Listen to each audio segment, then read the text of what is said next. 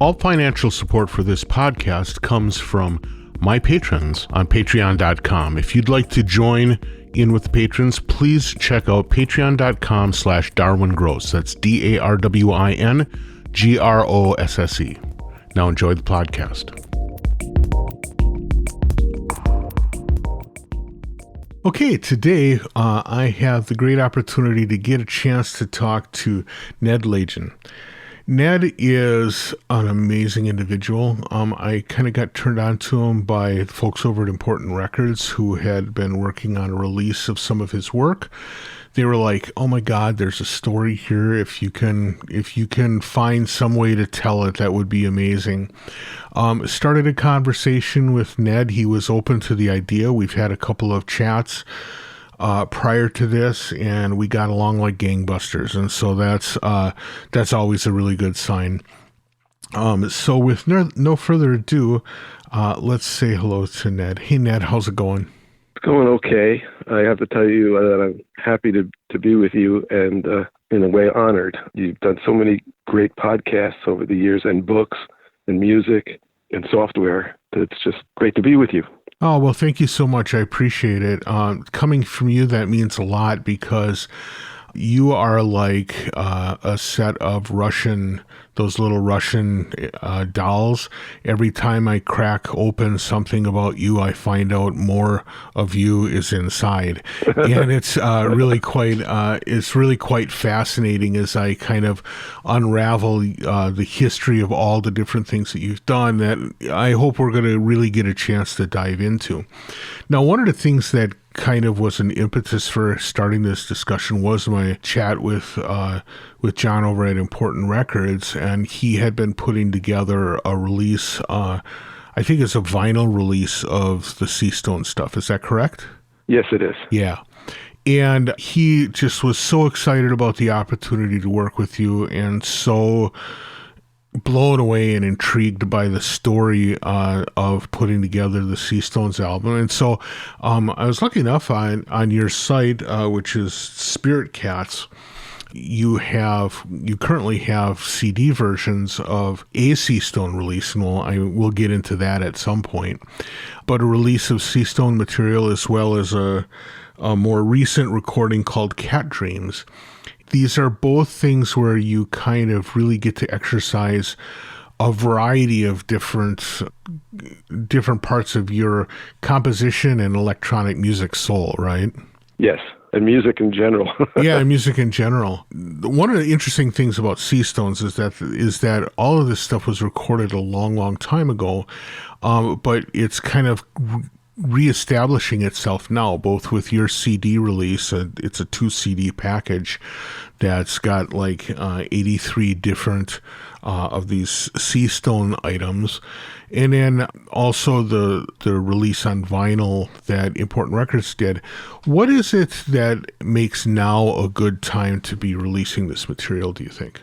I don't really have a good answer to that, except to say that I finally got to a place where I could afford to do it in terms of time and resources, and I wasn't doing other things. I see. And when you start stuff, you really ought to finish it, even if it takes decades right. to get to that place.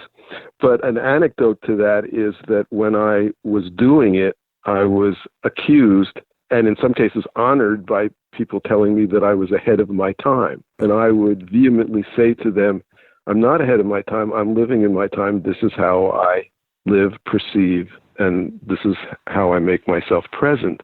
So one could say that the times have changed and I haven't, and it's become more timely now. But a lot of the things that I was trying to do successfully and unsuccessfully 50 years ago have become pretty much standard today. So I'm no longer ahead of my time. Right. At least in what I did 50 years ago. I see. And I know we're going to get to it as a subject maybe later, but people need to remember that computers 50 years ago were big boxes. There were no laptops. There were no desktop computers. The smallest computers, mini computers, were in racks. Right. With lots of equipment. And the prevailing input for most people was still punch cards, paper. So it's hard not to look back on those times now as sort of like the dark ages. But back then I was just living within my means. Sure. And trying to stretch them. And one of the interesting things about your podcast is you've talked to so many different people who have been stretching their means in today's world, projecting into the future. And again, that's why I'm honored to be here now talking to you. Oh, well, thank you. I appreciate that. Yeah, well, it is interesting to think about, people right now who are either struggling and trying to create their own software or trying to do, telecommunication interactions or networking through other means or whatever, as being kind of in that very nascent place of trying to work within extreme limitations. But I think people need to, maybe people who might not be super familiar with your work might really be a little bit shocked to understand not only the limits that you were working with, but also the extent to which you were out there with it. One of the things that, and I have this suspicion that our discussions are going to get play in a different audience, or at least some of a different audience than normal, because you have, you had a brief but very powerful interaction with the Grateful Dead at a time when they were kind of experimental, when the organization was pretty loose and free, and you were interacting with them on different musical projects. We're not going to focus on that as part of this interview, but I think it's kind of interesting to think about what that means. It means that in some cases you were probably the first person to be performing with some of these tools on stage in a live rock performance environment, right? Yeah, that is true. It's not one of those things that you can tout and be sort of proud of, but I was probably the first person who performed on stage with computers. Right. And somebody pointed out to me in an email, what was remarkable also about it was the fact that through my 5 years of working and playing with the Grateful Dead, I played electronic music, abstract electronic music, to 10, 20, 30,000 people at a time. Yeah. Which is a different level of electronic music exposure. Most people who don't know who I am or about Seastones was started in 1970 and completed in 1975. So when we talk about 50 years ago, that's really what we mean. Yeah. My first electronic music composition was in 1969. And prior to that, and even after that, I had been trained and educated in serious, or what they called classical music at the time, but also in jazz. And so my impetus for doing electronic music partially came from my interest in science and technology and being an electronic kid. But it also was because of improvisation and being able to experience and hear people like Miles Davis, Bill Evans, John Coltrane, live where I was growing up. Let's talk about that a little bit, because one of the things that is really fascinating to me is anytime I find people who, when they describe their childhood, is like this equal balance of science and art, right? That always leads to like really fabulous people to talk to. One of the things that I know from reading some of the background information about you is that you have always considered yourself a scientist, and you really feel like you had this heavy science interest as a child, but you also had this interest in music. And I'm curious, were either these innate things, were these things that your parents kind of pushed you into or drew out of you? What was the draw for each of them? For music, it was the fact that I was given piano lessons and then eventually a year of trying to be in a grade school orchestra with a cello. That didn't work out so well. Yeah. But the music started with my parents. I had piano lessons, and most of the music, they gave me scales and arpeggios and a little bit of Bach and stuff. But I also got a lot of show music and loved Gershwin and Cole Porter. When I was 7 or 8 years old, my parents, when we would go on trips, where they had bands in the restaurants, playing Gershwin and stuff like that. My parents would push me to go up and play the piano when the band took a break. Oh, my goodness. And at that age, if you're not really shy, you're probably really precocious. Yeah, right, exactly. But the music that I was playing at the time was mostly boogie woogie and some Elvis Presley because it was popular. The science part of it just came out of me. I was a naturalist, loving outside. We lived in suburbia that was just cut out of farmland on Long Island. I see. Okay, all right. 20 some odd miles from the city. So you could still see raccoons and snakes and all sorts of things.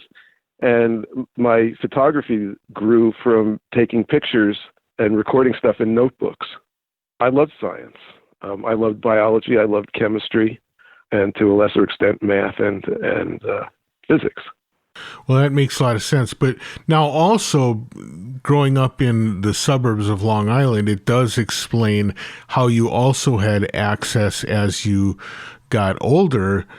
You got access to an amazing treasure trove of music, especially jazz styles. Right. When I was old enough, my parents would let me get on the Long Island Railroad and ride into the subway system in, I guess, Queens, and then over into the city. And I had to be home at a certain hour, but I went to the museums, the Museum of Natural History I loved, and art galleries, and bookstores. And then when I was old enough, I could stay for the first set of jazz at the Village Vanguard and the Village Gate and Slugs and so forth and so on, all the clubs. And at that point in time, post-war America, it was just a blossoming of art, of modern art, and a blossoming of, of the affluence that allowed jazz players to make a living and prosper. And as I said a moment ago, I got to hear all these great players and meet some of them. Again, I guess I can credit my parents for living in the right place at the right time, where kids have natural hunger for knowledge, information, experience. And I grew up in a place where that could be easily and completely fulfilled. Yeah, that's amazing. What time frame would this have been? Like, are we talking like the 50s, like the late 50s during that era? No, we're talking about the early 60s. The early 60s, okay. Yeah, so, early to mid 60s. I graduated high school in 1966. Oh, okay. Yeah. Well, that was an amazing time for New York jazz, because that would have been when Miles was like churning through really amazing groups. You would have still had people like Bud Powell and Bill Evans and those people still just lighting it up at the time, right? Well, a couple of quick anecdotes. First of all, I got to go in 1964 to the, I guess it was Town Hall, if I remember correctly, Miles Davis concert with Herbie Hancock, who you've done a podcast with. Right. And not Wayne Shorter yet, but George Coleman on saxophone. Right. And Tony Williams, I think he was only like 17 at the time. That inspired me to get Blue Note records, including Herbie's. I've never met him, but I'm using his first name. Yeah, everybody does. I think he's one of those guys, right? His album, Maiden Voyage, which in the jazz band that I played in later at MIT, we would play that. Right. But in 1967, one of my first three paintings was Dolphin Dance, which was inspired by the last tune on Herbie's Maiden Voyage album. Oh, so cool. But I got to meet Bill Evans. He wrote out on napkins during breaks in the clubs. He wrote out tunes for me and sent me lead sheets of several of his tunes.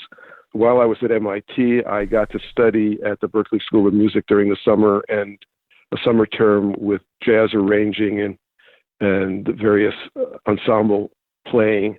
But I also studied piano with Dean Earle, who was a sideman with Charlie Parker. And I did a correspondence course with Lee Konitz, the saxophone player, who played with Lenny Tristano, and were very innovative in the 50s and 60s and continuing. It was a very rich musical experience. I saw Bill Evans play his concert at Town Hall that was recorded on Verve. Oh, that must have been amazing. It was not only a musical experience, it was a social, cultural experience. When you went to see Bill Evans or Miles Davis, everybody else in the audience were players as well, listening to what others were doing. Right. Including when I went and saw Sun Ra, who played over in the East Village, and there was Roshan Roland Kirk Yeah. in the audience. And so it was just, I couldn't help becoming in some ways who I became because of what they used to call the social milieu Right. that I grew up in. You feel really very fortunate to have experienced that at that time. As they say, time is everything, and timing is everything, and it wasn't my case. Right. Now, you mentioned that you went to school at MIT, which I think is going to be surprising for people to hear that there was music being taught there. But did you go there as a music student, or did you just do music studies as part of another course of study? That's an interesting question. We're back to science now. When I entered MIT, it was my intention to be an astronaut. I see. A biologist and an astronaut. Wernher von Braun and NASA had announced a 1986, I'm going to say that again, 1986 Mars mission. They were going to have 7 groups of 6 scientists. One would orbit Mars, and 6 parties would be landed on Mars, and each party would include a geologist and so forth, including a biologist, and I wanted to be one of those biologists. So I wrote NASA a letter, and they said, "Oh, you're going to MIT? That's great. You ought to take ROTC, blah, blah, so forth and so on, these requirements." So I entered MIT to be an astronaut and did hardcore science for almost 3 years. To pay student loans and everything, I worked in the organic chemistry department as a part-time assistant and then in the biochemistry department. But by 1968, when I had been working for Bobby Kennedy and he was shot, there were so many forces at work that while it's true that I took most of my courses at MIT as science, I ended up with a humanities degree, and that humanities degree is in music. But so I have a Bachelor of Science and Humanities from MIT. And at one point, I had a huge course load, and I was like a double major, but I couldn't keep that up. I see. And I like to tell people that when I entered MIT, I was going into outer space, and when I left MIT, I was going into inner space. Well, I was going to ask because it seems like there's a bit of a leap from hard science plus jazz to the Grateful Dead, and especially the playing with the Grateful Dead and being on stage with a computer. So first of all, I take it that during your studies in MIT is when you really encountered computers and you got a chance to get some bones in that world, right? No. No. Interesting. I had one course that you're required to take at MIT called Information Science. Okay. Which is an introductory course. And otherwise, I'm completely self-taught in digital and analog electronics and in computers, and had to learn Fortran 2 before there was Fortran 4, and mostly machine code. The major architecture for computers back then was the IBM 360. And so much of the programming that I did on the computers that I used on stage later was in IBM 360 machine code, or in 8080, the first Intel microprocessor that worked. Right. 8080 code with the Altair computer. Got it. In working with those systems, neither of them are particularly well known as music computers. I guess the 360 would have had some, people like Max Matthews might have had some interaction with developing software for it or whatever. But again, it sounds like you were cranking this out on your own. I am just like, I'm trying to even find words for figuring out, how did you get started? How did you get an interface between that, and what kind of musical equipment were you interfacing it to? Okay. Again, we got to go back to when I was a kid. Not only did I love biology and had a microscope and all sorts of, a museum in my bedroom and a menagerie of little animals and pond creatures and stuff, but I also was into electronics, again, on my own. And so I started with a crystal radio that my father gave me. Mm-hmm. And we can get back to that for the sources of electronic music and sounds in a moment. Sure. But I built my first one transistor radio. I avidly read popular electronics when I was like 8 or 9 years old. And so I built my first 1-transistor radio and then 3-transistor radio. When I was 11, I built a working oscilloscope. I had to learn how to solder to do that. Mm-hmm. And so I was basically self-taught in electronics.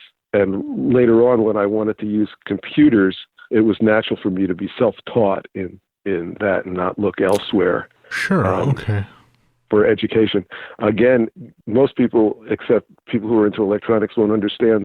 This is at the time when the very first integrated circuits were being produced. And they were being produced by methods and logic that hasn't existed now for decades. And the first microprocessors didn't exist until like the early 70s through Intel. And so most of what I was doing was analog. Right. And I used to call it shaping electricity, even when I was working with audio, because when you're working with audio, it's only audio when it comes out of a speaker or a headphone or is recorded as audio. Prior to that, in analog synthesizers, even today, it's all electricity. And so you can understand it from a music perspective or an audio perspective, a physiological perspective, as I did, but you could also understand it from shaping electricity, from working with electricity. I wasn't doing electronic music when I was a kid. I had interest in radios and in oscilloscopes and Geiger counters and things like that. Right. But one project that did stick with me was electronic bongos. Bongos had, in the 60s, if you remember, you can even see them in some movies and TV shows. Bongos became a favorite instrument. Yeah, a beatnik tool, right. Yeah, exactly. Maynard G. Krebs. Yes. For those of you, Dobie Gillis, if those of you don't know what the reference is. And the bongos were triggered by little capacitive plates that you made, okay? But the bongo sound was made by creating a resonant filter through analog circuitry and then hitting it with a pulse so it would resonate and make a sound. And later on, I hooked that circuitry that I had made earlier when I was a kid to the Altair in 1975, almost a decade later, to make some electronic percussion. Oh, that's amazing. And people may not understand this, again, because it's such ancient history. When I was doing electronic music, there was no digital memory cost-effective that you could do sampling. So digital music then, in a sense, was digital control of analog synthesis. Yeah, yeah. And I did do a little digital synthesis, but digital synthesis then was outputting pulses, digital pulses. And when we get into C-Stones, I'll describe a little bit more of that perhaps. But my first computer, the computer that we talked about on when I performed live, that had 16 kilobytes of memory, magnetic core memory. And the Altair that I performed with later, the first really literally personal computer, desktop computer, had 256 bytes, which I eventually expanded like to 1K, 1 kilobyte. Right. Yeah. That's the storage for, a very, very short email today. Yeah. Well, I got to tell you that it's funny because I just last night was reading on a forum, someone complaining about a modern sampler that only had 2 gigabytes of memory available, and how could anyone possibly work with such a cramped workspace, right? I start thinking about the limitations you're dealing with, and it's a little mind-numbing. So in the case of using computers in this kind of environment, then, what the computer were you doing things like storing sequences, or were you making small programs that were generating sequences? What was the actual function of the computer in that environment? And also, what was it interfacing to? Were you using a big modular system, or did you have some other sound-making tools available to you? Okay, let me describe it from a snapshot in time of 1974. Perfect. C-Stones and computers predates that, and we'll come back to it. But the system that I performed on stage with was an early EMU modular system, which had 4 oscillators and 4 VCAs, voltage-controlled amplifiers, etc. Right. And this was when EMU was like a year old or less. when we started building the system. Uh-huh. And they built a system at the same time for Frank Zappa, I believe, and one or two other people. But I asked them, I had used Buchlas before that at Brandeis at their electronic music studio. I had used an ARP 2600, I'd used an ARP 2500, but I had chosen EMU. And the first thing I asked of them for my synthesizer was everything that has a knob, like a voltage-controlled oscillator, okay, every knob has to have a jack so it could be voltage-controlled. Okay. So for a lot of things, for some things, that's just standard procedure, okay? But for other things like a tacticase sustained release transient generators. Sure, right. It was uncommon at the time, yeah. Yeah, and even voltage processors could be controlled with voltages rather than just having a knob. Okay. Got it. So what I told EMU, Scott and Dave Rossum, I said, right, everything is voltage controllable. And that allowed me to have a patch bay, as it were, of jacks and stuff, where the output of the computer through 16 channels of digital to analog converter could be used to control the synthesizer. Interesting. Okay. Got it. So the first thing you could do was set up a patch and then save that patch as a list, a tabular list of voltage outputs to DACs, right? Digital analog converters. And remember, all this is in machine code, so it's really very tedious. It's not like... and at the same time, EMU was thinking about a polyphonic keyboard, so they took the polyphonic keyboard that they were building without their microprocessor in it, which they developed at the same time that they developed my system. And the output of the polyphonic keyboard went into the computer. So the computer would scan the keyboard, 30 times a second, 60 times a second, and just make a simple table of what was on and off. Oh, okay. So I had a polyphonic keyboard that was created by the computer. Got it. Understood. Okay. Not hardwired, with a microprocessor inside. Okay. And then finally, I wanted it done this way instead of waiting for them EMU to finish their microprocessor version, because I wanted to use polyphonic keyboards not just for pitch. Polyphonic scales on the keyboard could be used for rhythms, they could be used for textures, they could be used for other things. It was literally a signal generator for you, in a way. Yeah. That different keys meant different things, but they didn't necessarily mean notes, piano notes, right. Audio. So then you use the computer as kind of like your translation table for getting from a keyboard expression to a patches rewiring or a patches filter settings or something like that. Is that what you're saying? Right. Okay. Yes. But again, we're probably jumping ahead. Well, that's okay. It's great. We're just going to surf the knowledge here because it's all amazing, frankly. Okay, because the instrument that I was building, that I imagined, was an ensemble instrument. So that whoever I was playing with, in this case it would be Phil Lesh, Jerry Garcia, Mickey Hart, David Crosby, others, could have their instruments go into my system. And as I said, there was some primitive analog to digital, expensive analog to digital stuff, but there wasn't any way to really do a lot of high-speed signal processing at that point in time because of the computers of the day. Mm-hmm. But you could control their analog signals. So I could take a signal, and particularly you could use gates and triggers and envelopes extracted from other people's work, other people's playing.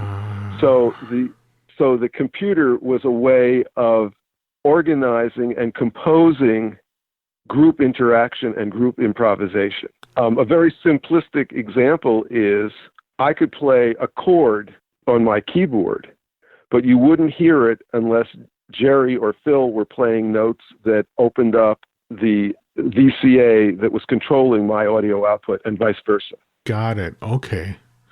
Oh, it's so very interesting. That explains something to me, because one of the things I was going to ask you was that, this sounds incredibly almost like tortured to get some of this primitive gear to work. And I was curious, at the time, it was a lot more common if you were trying to do this kind of music or these kind of explorations to be to like build your work around a tape studio, right? And get deeply into tape manipulation and tape splicing, or, multi-tracking and all that kind of stuff, as a way to get some of these things done. But if your goal was to like in real time interact with live performers, tape wasn't going to do you any good. That would depend to some extent on the studio, and let me explain that. First of all, one of the things that brought me to California and the Grateful Dead was the opportunity to work with 16-track tape recorders. Mm-hmm. And in 1970, they had just started appearing cost-effectively in personal musicians' studios rather than just in the more expensive professional studios. So the Grateful Dead had their own 16 tracks. Prior to that, they had been recording on 8 tracks and even on 4 tracks. Okay. And that allows you, if you think about it, it allows you to step back and compose outside of the ongoing flow of time. You can go back and overdub, mm-hmm. and overdub, right. and overdub. Right. And that's a different way of thinking about music than it is just recording a live performance. No matter how many people are playing, you have a limited number of microphones or tracks. So 16-track technology opened up music, and is the metaphor that you see today, even today, in Pro Tools and Ableton Live and other systems. They all are based on multi-track recording, 16 or more tracks. When we did C-Stones, and again, we're jumping around, when we did C-Stones in the studio and recorded, we didn't have a lot of digital delays. There weren't, again, the cost of memory and technology hadn't proceeded that far yet. But you could create delays on a 16-track by recording on one track and then bouncing to the next track and then the next track, and you could have 16 offset tracks of delay. Okay, sure. And now here's the kicker to it. If you voltage controlled, and remember I said we voltage controlled everything, we actually voltage controlled the 16-track. You could control and ramp up and ramp down the speed of the 16-track, and hence the delays, by control, including by my keyboard. So I could play with my digital polyphonic keyboard, I could play the 16-track. Got it. Interesting. And you have to think about a 16-track or a tape recorder back then as memory. So you didn't have a sampler, but you had a 16-track, and you could choose to output any one or more of those 16 tracks that you'd recorded at any given time, with different voltage-controlled VCAs. I mean, it gets very complex with different delays and transient, attacks, say, decay and release. So you could get a huge variety through voltage control and polyphonic keyboard and controlling tape machines. Wow, it sounds like a. I'll just describe it. It sounds like a fabulous mess. I mean, it must have been an incredibly complex system to manage and maintain and set up whenever you needed to set it up. Well, we never performed live on stage with the 16-track. We did that in the studio. Okay. But again, people need to remember that when we mixed C-Stones, for example, there was no automated mixing. There was no Pro Tools. There was no automated mix boards with faders. So it took 2 or 3 people to do a mix, with hands all over the place all the time. Right. As the old saying goes, where there's a will, there's a way. So we had to invent things as we went along. Yeah. Now, one of the things I'm curious about with all of these different technologies and all the different things that you did, an awful lot of it was done by you just having the self-generated need to figure these things out and finding a way to figure them out. But also you've talked about a number of people that you kind of interacted with along the way. Obviously the people from like Phil Lesh and Jerry Garcia, David Crosby, who are kind of in that orbit, but also dealing with Dave Rossum and the folks at Emu. What are some of the people that kind of, in your mind, highlighted the people that helped bring this stuff together over that like late 60s to mid 70s time frame, through the C-Stones recording? Who are the people that kind of you helped bring this thing together? There's a couple of different categories from a couple of different life zones. Sure. So the first ones that come to mind are David Friend and to a lesser extent Alan Perlman. The first analog synthesizers that I knew about prior to my work at Brandeis and then at my work at Brandeis was ARP. And ARP was just, I think they started in 1970 with the 2500, which was at Brandeis, and then the 2600, both of which I used on C-Stones. And I visited ARP in Newton, Massachusetts, in their little brick office building. And they gave me a tour of the few people who were making potted modules. And I bought some potted modules from the 2500 and wired them up myself. And they gave me schematics of how to wire them up. They were very friendly and outgoing people. And they actually lent me, and if I hope I get this number correct, I think it was called a 1601. They lent me the prototype for C-Stones for the sequencer that was added to the 2600. Right. And I still have those potted modules somewhere in the mess of my house. They were, little black boxes, copper clad, wrapped in copper.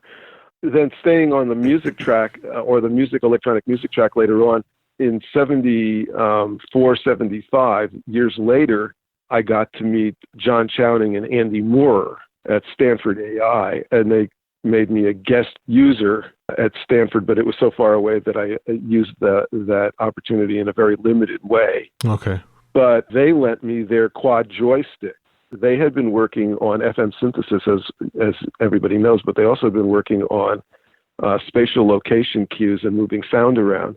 So C-Stones utilized their prototype quad joystick, and so they were very supportive and very helpful. But also going back in time, MIT professors, not directly in terms of electronic music, but in terms of generative systems, I studied with Noam Chomsky in 1968.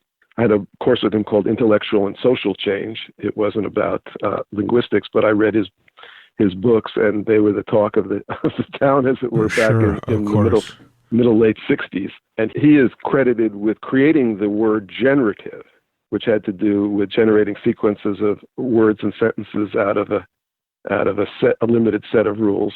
But also other MIT professors who opened up worlds of math, Giancarlo Roda, and other professors, and in particular Jerry Letvin, who was a neurophysiologist, but he turned me on to Norbert Wiener.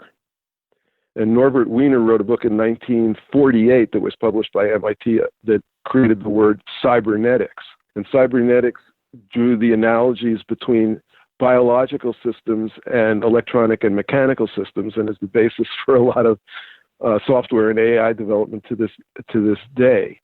And you'll remember when we had our first conversation, I mentioned to you that the major impact in terms of pop culture of Norbert Wiener's cybernetics book, and it affected science and engineering and math all over the world, but its major or first effect on the pop culture was in the 1956 movie Forbidden Planet, where the score was done by Bibi and Louis Barron.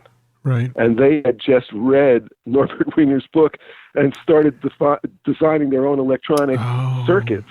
So cool. Evolutionary, evolving cybernetic feedback circuits to control ring modulators and to stretch them to the limit. I saw Forbidden Planet as a kid.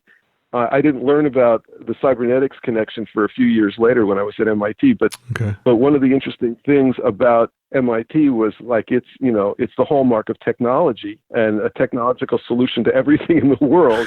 Right. And now we live in a world that I think is suffering from what I call technosis. Yep.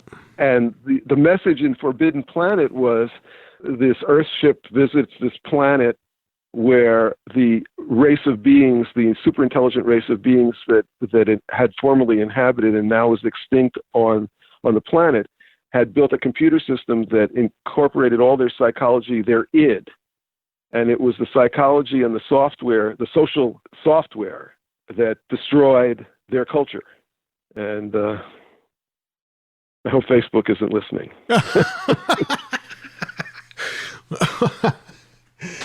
Well, you know what, though, maybe it's worth it if we get Krell music out of it, right? Right.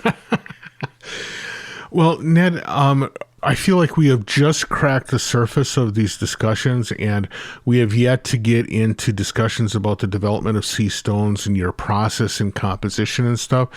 And so what I would like to do is I would like to set this aside right here and pick up in a next conversation, a part 2, where we talk a little further about how you use these tools along with what your vision for music and sound and lyrical creation are, and kind of bring everything together in a part 2 interview. Is that good with you? Okay, and thank you very much for today. Oh, thank you. It was wonderful. If nothing else, it was just a fabulous chance to have a great conversation. So thank you. Absolutely. All right. Bye. Bye. So thank you to Ned for that first interview. That's one of 2. Please join us again in 2 weeks to get part 2 of the interview with Ned Lagin. I want to thank all of the people who are Patreon subscribers. They are helping with covering the cost of the site, covering the cost of the transcriptions, and in general being very supportive of me. I thank you all so much. I want to thank all the listeners who continue to share and to pass the word along about the Art, Music, and Technology podcast. It is just continuing to grow in a nice way, very organic way, and I really do appreciate the interactions that I have with all of you. If you have any questions, comments, or concerns, drop me a line, ddg@cycling74.com, darwin.gross@gmail.com, and ddg@20objects.com. Any of those will get to me. I will catch you in 2 weeks. Bye.